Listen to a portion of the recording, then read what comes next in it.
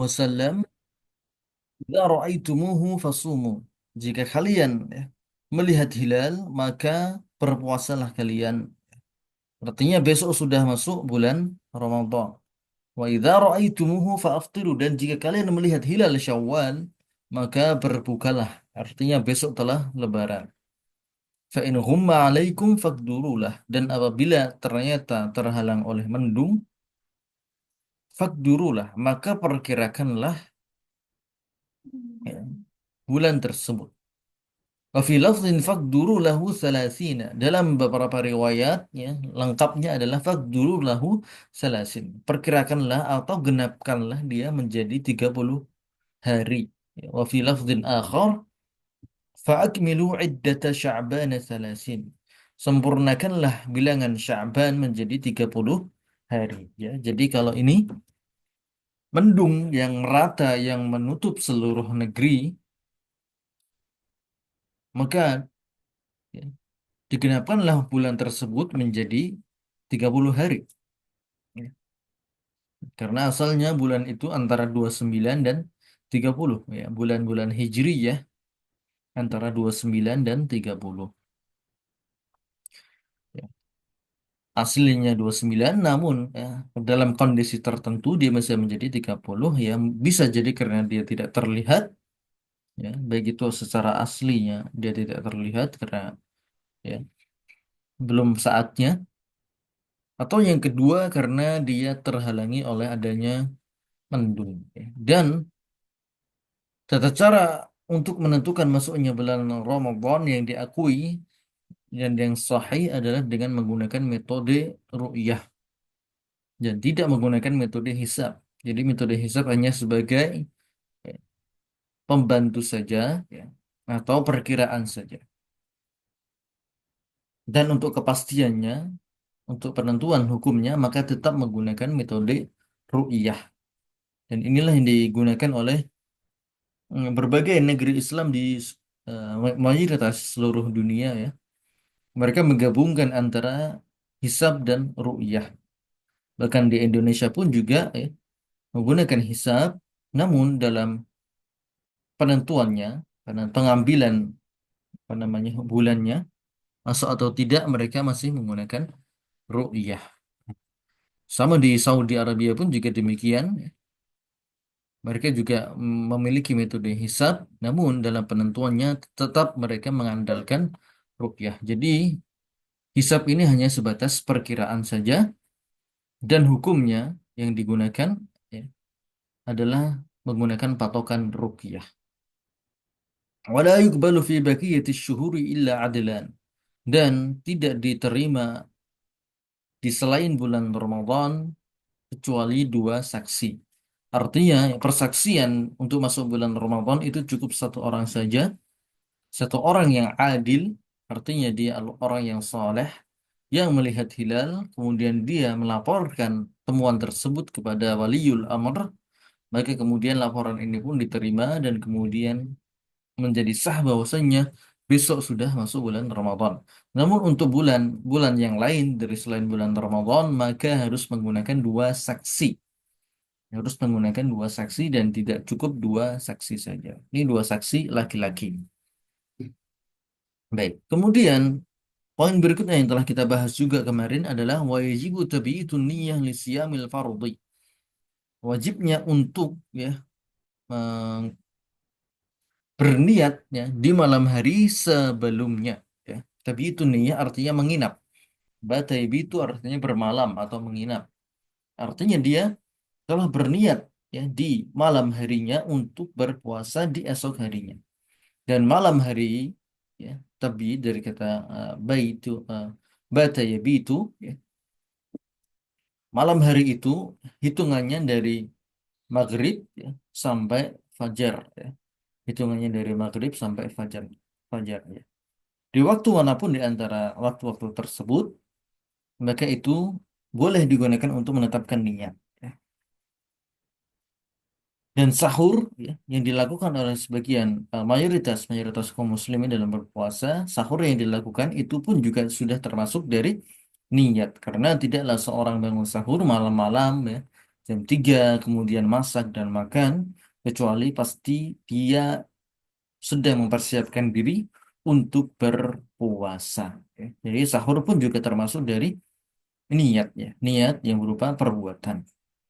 Ya. Jadi sudah lebih kuat lagi. Jadi dia bukan hanya sebatas keyakinan dalam hati, namun ya, juga sudah masuk ke perbuatan. Ada persiapan-persiapan sebelum dia memasuki ya, hari untuk berpuasa. Adapun untuk puasa sunnah, maka boleh untuk meniatkan di siang hari selama sebelumnya dia belum melakukan pembatal-pembatal puasa, belum makan, belum minum, ya, maka dia boleh untuk berpuasa. Walaupun dia belum niat, ya, belum sahur, tapi dia sudah, tapi dia boleh untuk berpuasa.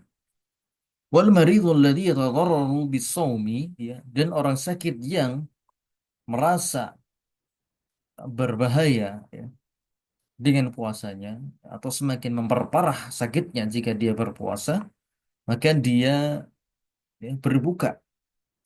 Maka dia dianjurkan untuk berbuka. Dan ini dilihat ya, tergantung dengan kondisi sakitnya. Apabila sakitnya memang mewajibkan dia untuk berbuka, maka dia wajib berbuka. Apabila sakitnya ya hanya sedang-sedang saja dan dia bisa mampu untuk berpuasa, maka ini hukumnya mustahab untuk berbuka. Ya. Mustahab untuk berbuka. Namun apabila sakitnya tidak berpengaruh terhadap puasanya dia, ya katakanlah mungkin ya sakit sariawan, ya, atau mungkin hanya ya, luka-luka lecet-lecet ya, karena jatuh, maka dia tetap wajib untuk berpuasa. Jadi di sini patokannya adalah jenis sakitnya yang dialami oleh orang tersebut. Semakin parah maka semakin dia wajib untuk berpuasa. Kalau tidak parah maka semakin wajib dia berpuasa. Kemudian berikutnya wal musafir lahumal fitru wasiyam.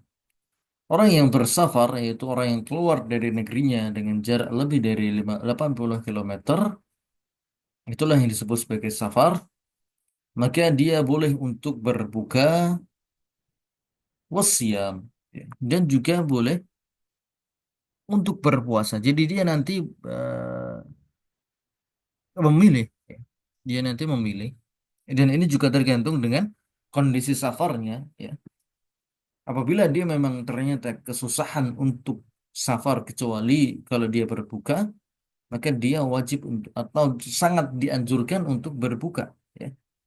Bahkan Nabi Shallallahu Alaihi Wasallam ya ketika melihat ada sahabat sebagian sahabat yang nekat berpuasa padahal sedang safar sehingga mengakibatkan mereka pada loyo semua, ada yang pingsan, maka Nabi pun memerintahkan mereka semuanya untuk berbuka. Dan bagi yang tidak berbuka, maka Nabi mengatakan ulaikal usah. Mereka adalah para pembangkang, ya. Orang-orang yang ngeyel. Jadi semakin butuh ya seorang musafir ini terhadap buka, maka semakin kuat anjuran dia untuk berbuka. Sebaliknya juga apabila safarnya adalah safar yang ringan, nyantai, ya, dia sebagai penumpang, ya, dia mungkin duduk di bangku yang nyaman, ya, ada AC-nya, ya, maka ini lebih utama bagi dia untuk berpuasa, ya, supaya lebih cepat untuk bara'atul zimmah, ya, menghilangkan kewajiban tanggungan perpuasanya. Ya. Memang boleh ya bagi orang yang bersafar walaupun dia menggunakan pesawat untuk berbuka. Boleh, boleh, boleh, boleh saja. Ya. Namun yang paling utama adalah dia berpuasa. Apabila safarnya ternyata tidak terlalu melelahkan, maka yang lebih utama adalah dia berpuasa seperti biasa. Ya. Supaya tidak ada tanggungan bayar utang nanti di kemudian hari. Wal haid wan nufasa yahrumu alaihim as-siyam. Orang yang haid dan nifas setelah melahirkan maka haram bagi mereka untuk berpuasa. Artinya mereka wajib berbuka. Wa alaihim al-qadha dan mereka mengqadhanya di bulan yang lain. Baik. Wal hamil wal murdi idza khafata ala waladayhima, wanita hamil dan menyusui apabila dia takut akan anak keduanya, anak-anaknya, maksudnya anaknya si hamil dan anaknya yang menyusui, dan inilah mayoritas ibu-ibu ya ketika dia hamil dan menyusui, yang dia khawatirkan adalah terhadap ya, janinnya atau anaknya. Apabila nanti dia berpuasa, nanti dia khawatirkan janinnya tidak mendapatkan asupan gizi yang cukup. Ya. Demikian pula yang menyusui apabila nanti dia berpuasa, ASINY-nya tidak keluar sehingga mengakibatkan ya bayinya menjadi kelaparan ya, dan semacamnya yang berujung kepada kemudaratan. Maka mereka pun aftarata, maka mereka berbuka waqadota, yang mereka kemudian mengqadha di bulan-bulan berikutnya, wa at'ama an kulli yaumin miskina, kemudian ya, membayar fidyah. Ya, satu hari satu porsi makan ya. Satu hari satu porsi makan, dan ini bisa digabungkan sekaligus menjadi satu waktu ya, seperti yang dilakukan oleh eh, dilakukan oleh Anas. Namun ini untuk kasus yang sudah tua renta, untuk membayar fidyah ini bisa digabungkan di satu waktu ya. Jadi tidak harus dikeluarkan tiap hari, boleh juga ya dibayarkan di satu waktu, entah itu di awal atau di akhir. Ya. Dia mengundang 30 orang, misalnya ya, dalam kasus yang tua renta, dia mengundang 30 orang, kemudian memberikan mereka makan hingga mereka kenyang, maka sudah selesai kewajiban bagi dia untuk membayar fidyah. Baik ya, ala kulli hal ya, kembali ke topik yaitu wanita hamil dan menyusui, dia berbuka kemudian membayar fidyah dan qadha ya. Jadi inilah tiga hal yang menjadi perhatian bagi wanita hamil dan menyusui, dan ini yang dirajihkan, yang dirajihkan oleh Syekh Abdurrahman bin Nasir As-Sa'di.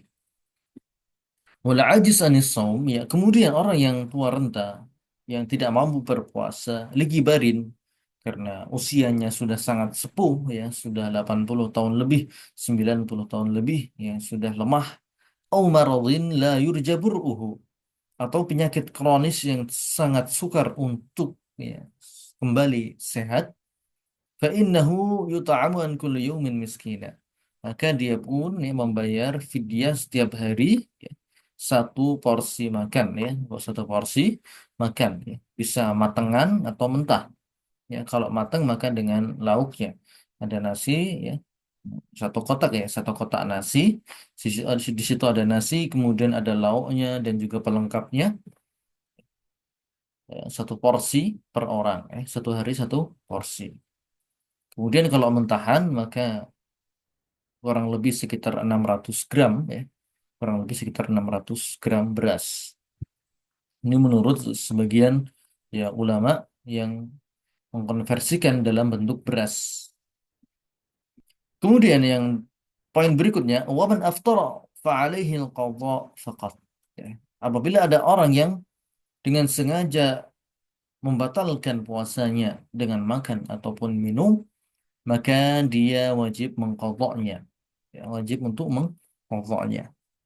Idza kana fitruhu bi'aklin aw syurbin aw qa'i amdan aw hijamah aw imna'in mubasyarah, yaitu apabila dia melakukan makan dengan sengaja, minum dengan sengaja, atau muntah dengan sengaja, atau berbekam. Untuk berbekam ini khusus mazhab Hambali, yaitu orang yang berbekam maka dia batal puasanya.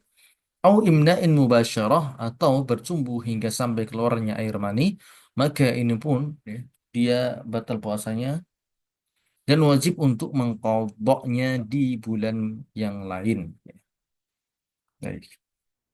Illa man aftara bijima, kecuali bagi orang yang membatalkan puasanya dengan jima, maka ini ya merupakan dosa besar yang kafaratnya pun juga besar. Ya. Dosa besar ini lebih besar daripada melakukan pembatal yang lainnya. Pembatal jima ini dosanya lebih besar ya. Dan hukumannya pun berat. Fa innahu yaqdi wa ya'tiqu raqabah. Pertama dia wajib untuk mengqadha, bertaubat, tentu saja bertaubat, kemudian mengqadhanya di ya, hari berikutnya, yaitu setelah Lebaran. Wa ya'tiqu raqabah, kemudian dia membebaskan seorang budak, Fa'ilam yajid fasiyamu syahraini mutatabi'ain. Jika tidak memiliki budak, maka dia berpuasa 2 bulan berturut-turut. Fa'ilam yastati fa'it'amu sittina miskina. Dan jika tidak mampu, maka dia pun memberi makan 60 fakir miskin. Baik. وقال النبي صلى الله عليه وسلم من نسي وهو صائم فأكل أو شرب فليتم صومه فإنما أطعمه الله وسقاه. Kemudian ini kasus berikutnya apabila ada orang yang lupa makan dan minum di siang hari bulan Ramadan, maka puasanya tetap sah dan dia melanjutkan puasanya, tidak perlu qadha karena di situ merupakan rezeki yang Allah Azza wa Jalla berikan baginya.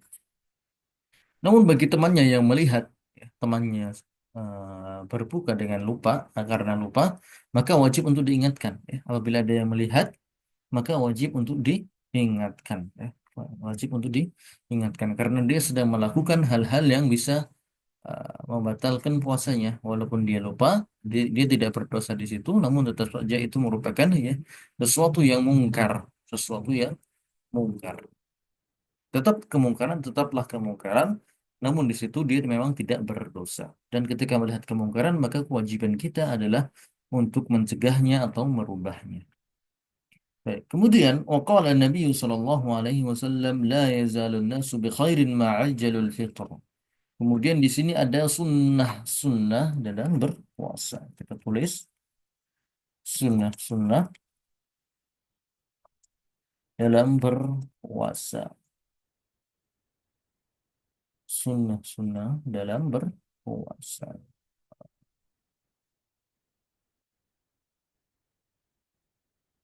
Yang pertama adalah la yazalun nas bi khairin ma'ajjalul fitr. Menyegerakan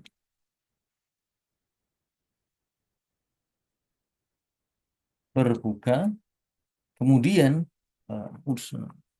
ma'ajjalul fitr. Ini yang pertama, yaitu menyegerakan berbuka. Ajjalu al-fitr. Ajjala yu'ajjilu itu artinya bersegera atau menyegerakan.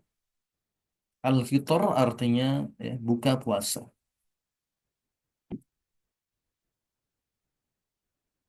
Jadi di sini Nabi Shallallahu Alaihi Wasallam mengatakan manusia itu senantiasa berada di dalam kebaikan selama mereka menyegerakan berbuka, ya.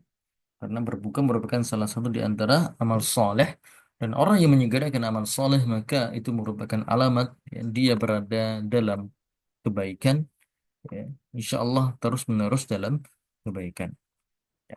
Dan berbuka itu ditandai dengan tenggelamnya matahari, ya, yang sekaligus juga merupakan pertanda azan maghrib, ya. Azan maghrib masuknya waktu maghrib, ya. Jadi waktu berbuka adalah masuknya waktu maghrib, ya. Bagi orang yang melihat matahari secara langsung, maka dia melihat matahari. Dia boleh berpatokan dengan tanggal atau dengan kalender atau melihat langsung mataharinya. Dan bagi orang yang tidak melihat matahari, dia bisa berpatokan dengan kalender, ya, yang sudah ditetapkan oleh pemerintah atau berpatokan dengan azan, ya, azan yang berkumandang di setiap masjid, ya. Ingat, azan di masjid adalah pertanda masuknya waktu maghrib, ya. Ingat, waktu maghrib itu, ya, bukanlah azannya, namun tenggelamnya matahari, ya. Dan azan adalah salah satu akibat, ya, atau perbuatan yang dilakukan ketika matahari tenggelam, ya. Jadi patokannya adalah tenggelamnya matahari, bukan azannya, ya. Kalau misalnya muazzinnya telat, ya, muazzinnya telat atau mungkin mic-nya rusak, ya, sehingga kedengaran adanya, kemudian orang menunggu-nunggu, maka mereka tetap berpatokan dengan tenggelamnya matahari tersebut, ya. Berpatokan dengan tenggelamnya matahari, ya. Azan mengikuti tenggelamnya matahari, dan itu normalnya memang demikian. Kecuali untuk kasus-kasus tertentu seperti kelupaan atau tidak ada yang azan. Baik, itu yang pertama. Di antara sunnah-sunnah dalam berpuasa yaitu menyegerakan berbuka. Kemudian yang kedua adalah tasaharu, yaitu yang kedua adalah makan sahur. Tasahharu fa inna fis sahuri barakah. Makan sahurlah kalian fa inna fis sahuri barakah. Karena sesungguhnya dalam makan sahur terdapat berkah. Ya. Barokah di sini ya bisa barokah hissi ya. Ada dua ya. Pertama adalah barokah hissi yang bisa diindra ya, yaitu kekuatan untuk menjalani hari aktivitas harian, aktivitas harian selama dia puasa. Ini adalah barokah yang hissi, sifatnya hissi yang bisa kita lihat ya. Bisa kita lihat perbedaannya antara orang yang berpuasa pakai sahur dan orang yang berpuasa tidak pakai sahur. Orang yang pakai sahur tentu saja dia lebih kuat ya. Lebih kuat untuk menjalani hari-harinya yang penuh aktivitas ya. Orang berpuasa dia tetap beraktivitas bagaimana biasanya ya. Hanya saja dia memang tidak makan di situ. Maka bagi orang yang tidak sahur tentu saja itu merupakan sebuah tantangan yang berat ya, tantangan yang berat. Jadi orang yang tidak sahur otomatis hari-harinya akan ya lemas ya karena tidak ada asupan ya, energi yang masuk ke dalam dirinya. Baik, itu barokah yang pertama sifatnya hissi. Kemudian barokah yang kedua adalah sifatnya maknawi. Maknawi yaitu ketaatan. Ya, ketaatan dia dalam menjalankan aturan-aturan syariat. Orang yang menjalankan aturan syariat atau konsisten mengerjakan amal-amal sunnah, maka akan muncul dalam dirinya ya keimanan, ya. Kemudian kemudahan bagi dia untuk melakukan amal-amal soleh yang lain. Ya. Dan itu juga barokah yang didapat dari makan sahur ini. Ya. Dan itu mungkin yang sering luput dari perhatian kita. Ya. Mungkin kita makan sahur karena niatnya memang untuk menguatkan diri untuk dalam di siang hari nanti. Itu memang benar. Namun ada poin lain juga yang harus kita perhatikan yaitu adanya barokah ma'nawi. Ya, yang membuat seorang hamba semakin mudah untuk menjalankan ketaatan. Ya. Dia bangun malam-malam untuk makan itu memang sesuatu yang aneh ya bagi eh, hari-hari normal ya seperti saat ini. Aneh ada orang bangun jam 3 untuk sarapan. Itu adalah sesuatu yang tidak lumrah. Namun di hari Ramadan kita menjalankan hal tersebut dengan penuh sukacita, ya, dengan penuh ketaatan, ya, dan penuh cinta untuk mencari ridhonya Allah Azza wa Jalla. Dan ketika kita melakukan amal soleh itu pun akan mempermudah bagi kita untuk melakukan amal soleh yang lain. Ya. Ketika sahur selesai, maka kemudian ada amal soleh yang lain yaitu sholat subuh berjamaah. Kemudian sebelumnya pun juga ada sholat qobliyah, kemudian ada zikir, ada tilawah dan lain semacamnya. Ya. Dan itu adalah barokah maknawi, barokah maknawi dari makan sahur. Ya. Dia semakin mudah untuk menjalankan amal-amal ibadah yang lainnya. Ya. Baik, itu tadi yang kedua dari sunnah-sunnah berpuasa. Kemudian poin yang ketiga yaitu apa saja yang dikonsumsi ketika berbuka. Di nomor 255 ya, disebutkan dalam sebuah hadis waqala ya di sini Nabi Shallallahu alaihi wasallam bersabda, "Idza aftara ahadukum apabila salah seorang dari kalian berbuka, aftara artinya berbuka, falyuftir ala tamrin, maka hendaknya dia berbuka dengan menggunakan kurma." Ya, kurma. Ini riwayat yang sahih adalah menggunakan kurma. Adapun beberapa riwayat yang lain ala rutab. Rutab artinya kurma ya yang masih muda, kurma muda. Kemudian fa'ilam yajid fa'ala tamrin. Kalau nggak ada maka pakai kurma yang tua atau yang sudah masak yang umumnya kita konsumsi di bulan Ramadan. Nah, itu merupakan sunnah ya. Sunnah berbuka dengan menggunakan kurma.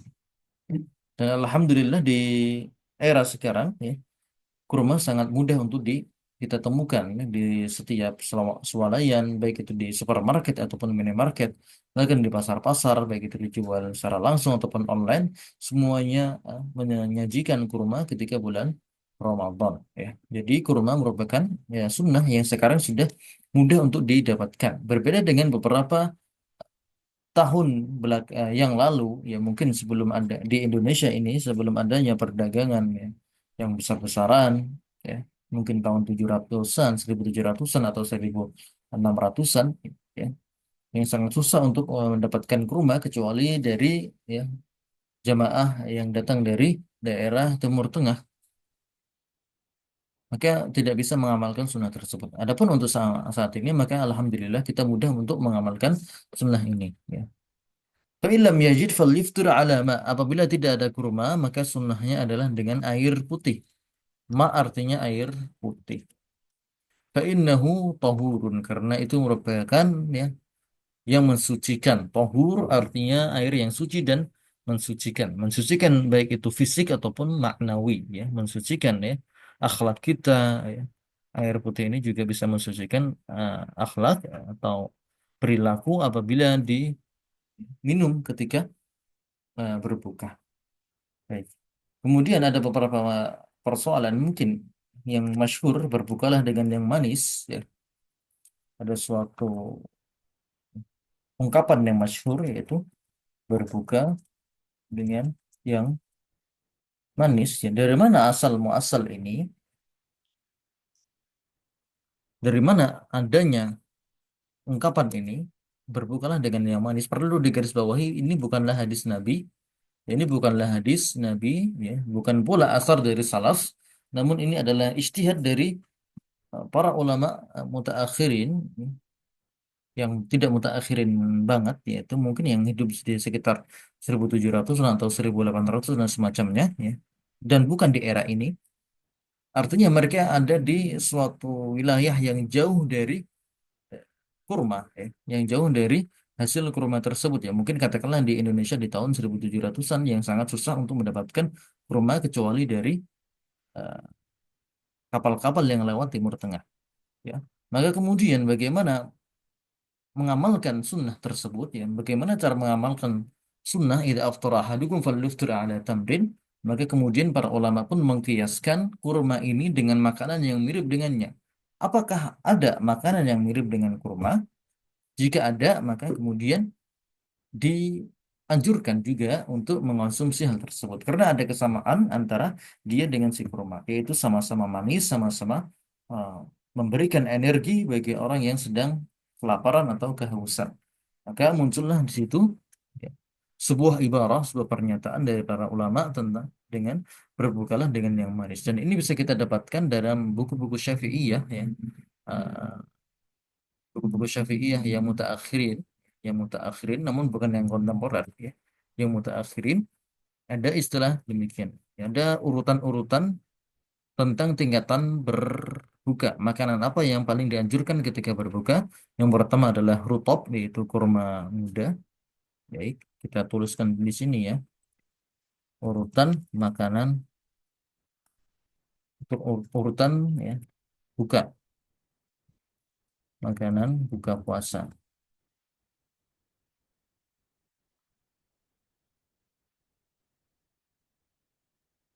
yang dianjurkan. Yang pertama adalah rutop atau kurma muda. Jika tidak ada, maka tamar atau kurma matang.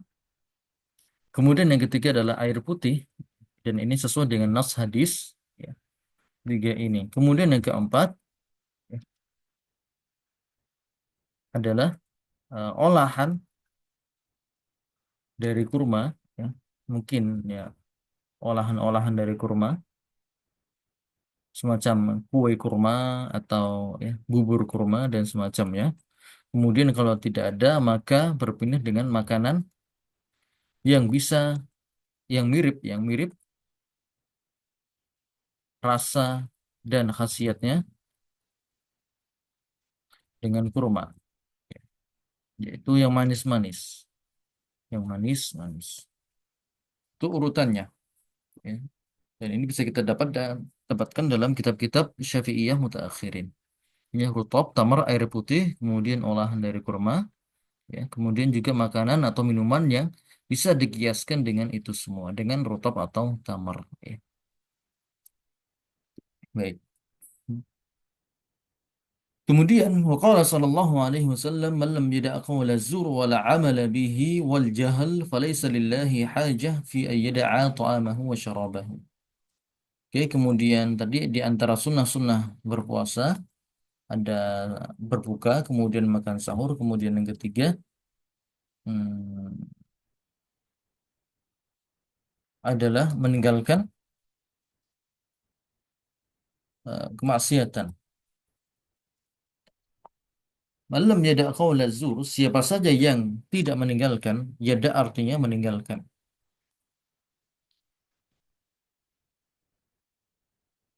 Barang siapa yang tidak meninggalkan qaula zur, perkataan yang dusta, wala amala bihi dan juga perbuatannya, perbuatan dusta, ya, perbuatan-perbuatan dusta yang tidak jujur seperti korupsi dan semacamnya, wal jahl, al jahl yaitu kemaksiatan secara umum, perbuatan maksiat secara umum, karena perbuatan maksiat itu disifati dengan kejahilan. Falaisa lillahi hajatun fi ayyada'a ta'amahu wa syarabahu. Maka Allah tidak butuh ya, puasanya dia. Puasanya dia meninggalkan makan dan minumnya ya. Perlapar-laparnya dia, kemudian menahan hausnya dia Allah tidak butuh terhadap puasanya orang tersebut ya. Yang puasanya hanya menahan lapar dan haus, namun ya lisannya tidak dijaga, kemudian juga perbuatan-perbuatan lainnya pun juga tidak dijaga. Ya, masih melakukan korupsi, masih melakukan pungli, gratifikasi, kemudian juga melakukan kemaksiatan-kemaksiatan yang lain, ya, mendengarkan musik, kemudian bergibah dan lain semacamnya. Maka di sini Allah katakan Allah nggak butuh dari pahala orang tersebut. Ya. Memang puasanya tetap sah, menggugurkan kewajiban saja, namun pahalanya di sini ya tidak Allah pedulikan. Ya. Allah tidak pedulikan pahala orang tersebut, mau Allah kasih atau tidak, Allah tidak peduli. Ya. Yang jelas di sini Allah tidak menyukai dari amal yang dilakukan orang tersebut, yang dia berpuasa namun masih ya, melakukan kemaksiatan. Baik. Jadi puasanya tetap sah, yaitu untuk menggugurkan kewajiban, untuk menggugurkan kewajiban saja. Jadi hanya sebatas untuk menggugurkan kewajiban. Adapun pahalanya, ya, maka pahala puasa itu langsung dari Allah Azza wa Jalla. Berapa yang akan Allah kasih dari pahala itu sesuai dengan amal yang dilakukan seorang hamba. Apabila puasanya ya, diisi hari-harinya dengan ketaatan, ya, diisi dengan berbagai macam amal soleh, ya, kemudian menjaga matanya, menjaga telinganya, menjaga lisannya, dan menjaga perilakunya dari segala kemaksiatan, maka ya, pahalanya akan semakin besar. Ya, sebaliknya, apabila dia puasa namun ya, maksiat tetap jalan, maka pahalanya pun semakin kecil ya, sehingga tidak lagi tersisa kecuali hanya sebatas menggugurkan kewajiban. Baik. Kemudian waqala man mata wa alaihi siyam shoma anhu waliyuhu. Kita masuk ke poin berikutnya, yaitu siapa saja yang meninggal kemudian dia masih memiliki utang puasa. Dan puasa di sini adalah puasa nazar. Puasa di sini adalah puasa nazar. Ya, karena hadis ini berbicara tentang orang yang bernazar melakukan puasa kemudian dia ternyata meninggal sebelum sempat untuk eh, membayar puasanya. Maka Rasul katakan soma anhu waliyuhu, maka walinya ya, walinya bisa anaknya ya atau saudaranya ya menggantikan puasanya ya. Dan ini khusus sekali lagi khusus untuk ya, puasa nazar.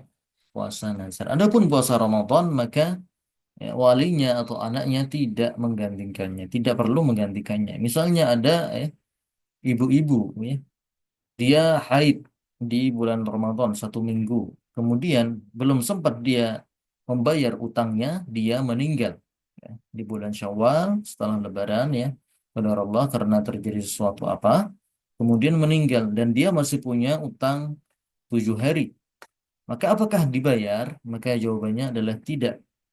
Jawabannya tidak perlu dibayar karena dia sudah meninggal ya dan sudah nggak ada kewajiban lagi bagi dia untuk melakukan amal amal-amal yang lain. Adapun utang puasanya yang tadi yang ketika dia haid maka itu sudah gugur ya sudah gugur.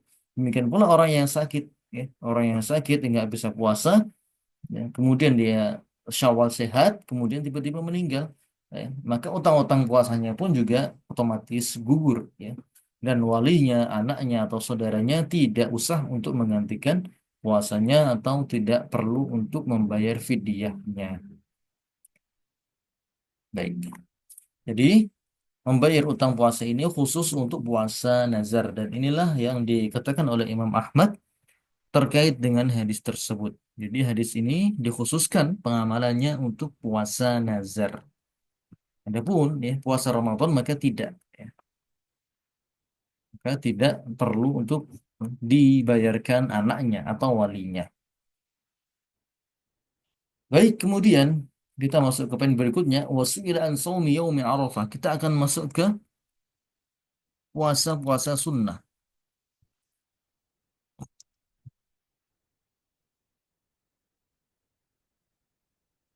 Puasa-puasa sunnah. Wasu'ila an shaumi yaumi Arafah. Yang pertama adalah puasa hari Arafah, yaitu tanggal 9 Zulhijjah ya sebentar lagi ya. Sebentar lagi kita akan masuk bulan Zulhijjah. Ya, kurang lebih sekarang sudah 21, maka kurang lebih seminggu sepekan lagi atau lebih kita akan masuk bulan Zulhijjah. Dan di bulan Zulhijjah ada amalan yang sangat istimewa yaitu haji ya. Kemudian juga ada hari Arafah dan bagi yang tidak haji maka dianjurkan untuk berpuasa. Dan Nabi katakan tentang fadail atau fadilah dari puasa Arafah yaitu yukaffiru sanatal madiyah wal baqiyah, menghapus dosa 2 tahun, menghapus dosa 2 tahun, tahun lalu dan tahun depan. Oke. Itu yang pertama. Wasu'ila an shaumi yaumi Asyura. Kemudian yang kedua adalah hari Asyura yaitu 10 Muharram. Asyura dari kata Asyrah. Maka ini juga dianjurkan untuk berpuasa dan fadilahnya adalah menghapus dosa 1 tahun yang lalu dan dosa-dosa yang dihapus adalah dosa kecil yaitu dosa-dosa kecil. Adapun dosa besar ya seperti mencuri, berzina, makan riba, kemudian ya korupsi dan semacamnya maka tidak bisa diampuni hanya dengan puasa Arafah atau puasa Asyura. Dia tetap wajib untuk bertaubat kemudian mengembalikan hak-hak orang yang dizalimi. Wasilan shaumi yaumil Isnin. Kemudian yang ketiga adalah puasa Senin. Puasa Senin. Ya, puasa Senin ya. Faqala dzaka yaumun wulidtu fihi wa bu'istu fihi au unzila alayya fihi. Itu adalah hari di mana Nabi dilahirkan kemudian juga hari di mana wahyu mula-mula turun yaitu Iqra bismi rabbikal ladzi khalaq, wahyu pertama turun di hari Senin dan inilah Nabi sangat menjaga puasa di hari Senin tersebut. Adapun puasa hari Kamis maka ini mengikuti puasa Senin ya. Namun yang paling ditekankan adalah Senin ya. Dari Senin Kamis yang paling ditekankan adalah puasa Seninnya. Ya. Puasa Seninnya karena adanya dalil ya, sorih yang sorih tentang puasa Senin tersebut. Adapun puasa untuk Kamis maka ya, tetap dianjurkan berdasarkan dalil-dalil yang lain walaupun tidak setegas ya puasa Senin tersebut. Kemudian waqala man shoma Ramadhana thumma atba'ahu sittan min Syawal ya. Nomor 4 ya. Puasa sunnah nomor 4 adalah puasa 6 hari di bulan Syawal ya. 6 hari di bulan Syawal Kana kasiyamid dahri. Orang yang sudah berpuasa Ramadan full, kemudian diikuti dengan 6 hari di bulan Syawal, maka seakan-akan seperti puasa 1 tahun penuh. Ini bagi orang yang melakukan dua jenis puasa ini, dia mendapatkan pahala 1 tahun penuh. وقال أبو ذر أمرنا أمرنا رسول الله صلى الله عليه وسلم أن نصوم من الشهر 3 أيام 13 و14 و15. Kemudian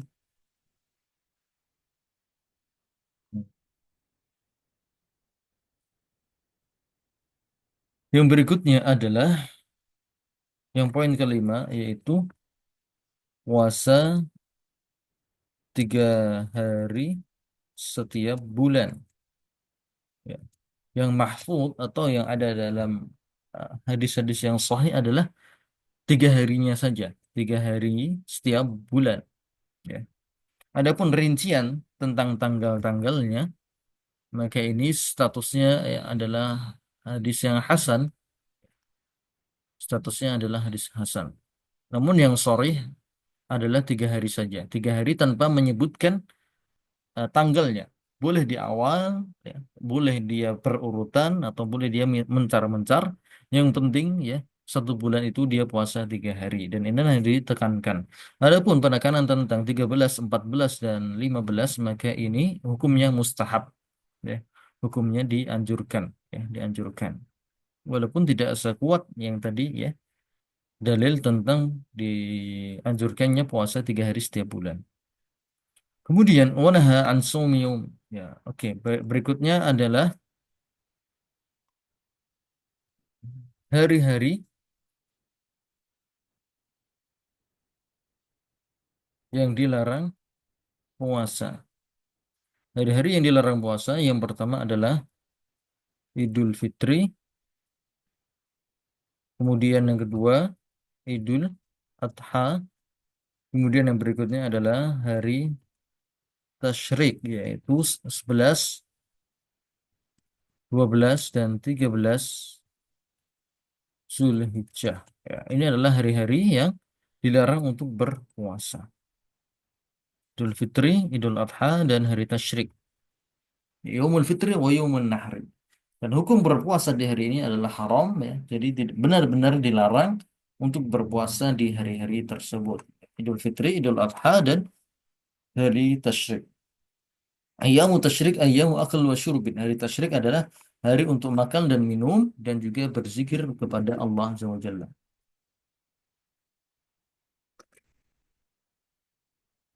Maka la yasumanna ahadukum yaumul jum'ah illa yasuma yawman qablahu aw yawman ba'dahu.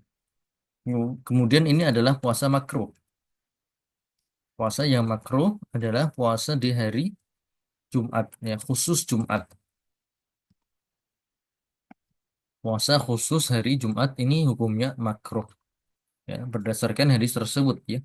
Janganlah kalian berpuasa di hari Jumat kecuali, ya, ayasuma yauman qabla wa yauman ba'dahu, kecuali dia sebelumnya sudah puasa, entah itu, ya, puasa Daud, ya, atau untuk puasa Ayyamul Bid, ya, 13, 14, 15 ataupun semacamnya, maka itu tidak masalah. Namun yang makruh adalah khusus Jumat, puasa khusus Jumat. Kemudian man shoma ramadhana imanan wa ihtisaban ghufira lahu ma taqaddama min dzambi. Ya, ini fadilah dari puasa Ramadan, diampuni dosa-dosanya, ya. Ampunan dosa bagi pertama orang yang puasa Ramadan. Kemudian wa man qama lailatul qadri, apa namanya, salat di malam Lailatul Qadar, Lailatul Qadar. Ya. Dan untuk Lailatul Qadar, maka ini amalan-amalan yang dianjurkan adalah yang pertama yaitu ber salat malam. Ya. Jadi amalan yang ditegaskan ketika Lailatul Qadar adalah salat malam, dan itulah yang dicontohkan oleh Nabi Shallallahu Alaihi Wasallam, yaitu salat malam, ya, dari ba'da Isya sampai hampir terbit fajar, kemudian sahur. Ya. Kalau tidak bisa, maka yang paling utama adalah sholat malam di akhir malam, yaitu jam 2 sampai menjelang sahur. Kalau nggak kuat, maka sholat malamnya ba'da isya, ya sholat taraweh, ba'da isya saja. Kalau nggak bisa ya minimal dia sholat witir 3 rakaat. Kalau nggak bisa lagi minimal dia berjamaah isya dan subuh. Ya. Itulah amalan-amalan yang dilakukan yang dianjurkan di Lailatul Qadar. Adapun amalan-amalan yang lain maka ini sifatnya mustahab ya, seperti sedekah, kemudian silaturahim dan lain semacamnya. Ya, maka ini sifatnya mustahab. Namun yang ditekankan adalah sholat malam ya, dan juga tilawah dan doa. Sholat, tilawah dan doa itu ada satu paket. Kemudian wa kana sallallahu alaihi wasallam ya'takifu al-ashr al-awakhir min Ramadan hatta tawaffahu Allah. Kemudian iktikaf 10 malam terakhir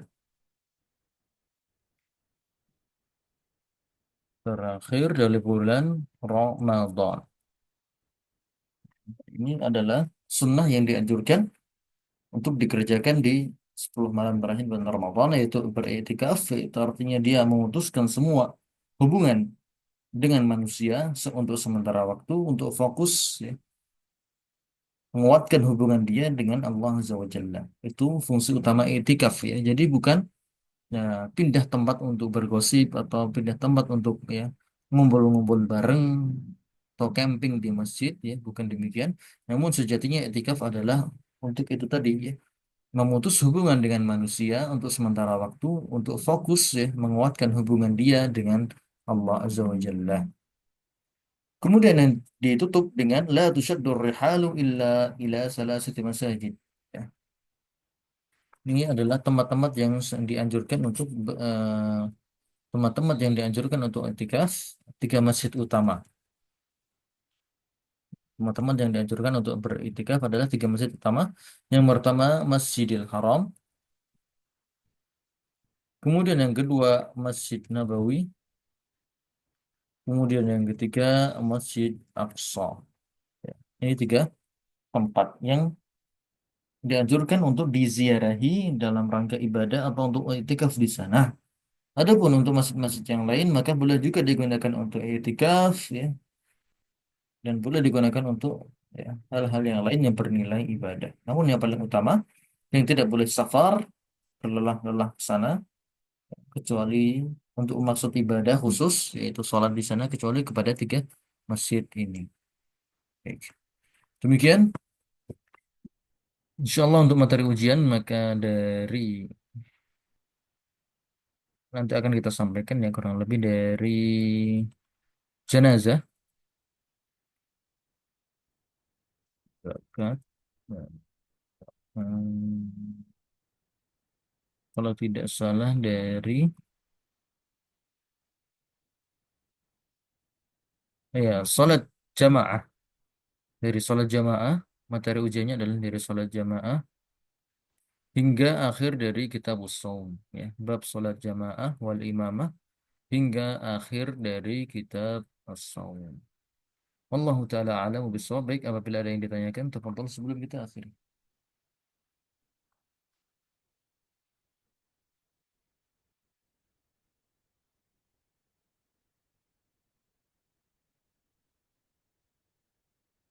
Kapan Pak Ustadz ujiannya Pak Ustadz?